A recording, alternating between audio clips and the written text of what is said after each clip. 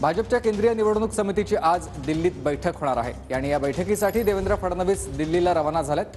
केंद्रीय निवडणूक समितीच्या बैठकीत जागावाटपाचा तिढा सुटणार असल्याची माहिती मिळते। तर बैठकीनंतर महाराष्ट्र भाजपची दुसरी यादी जाहीर होण्याची शक्यता वर्तवली जाते।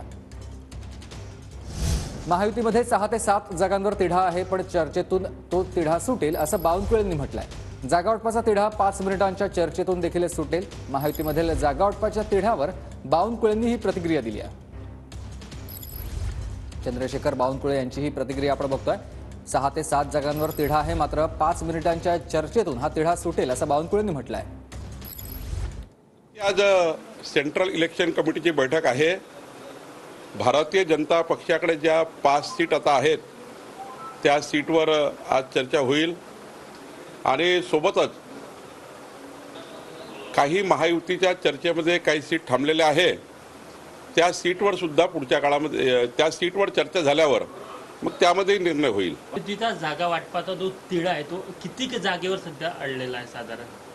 साधारण 6-7 जागेमध्ये आम्ही चर्चा करतो आहे आणि मला वाटतं फार तिढा नाही आहे, चर्चा करूनच सुटणार आहे।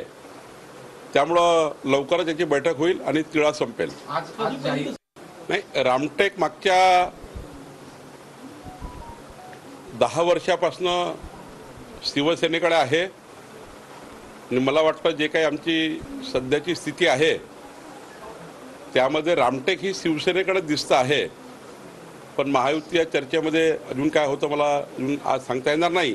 पण आजची स्थिती तर अशी आहे की रामटेक ही शिवसेनेकडेच आहे। वारंवार सांगतो आहे की कोण प्रवेश करणार कोण नाही करणार यापेक्षा मी एका वाक्यात सांगितलं की अमरावतीची जागाही भाजप लढणार आहे, भाजपाचाच उमेदवार राहणार आहे आणि आमची महायुतीचे सर्व आमचे अडसूड साहेब असतील त्या ठिकाणी सारे आमचे बच्चू कडूजी असतील, आम्ही सर्वांची त्या ठिकाणी मदत घेऊ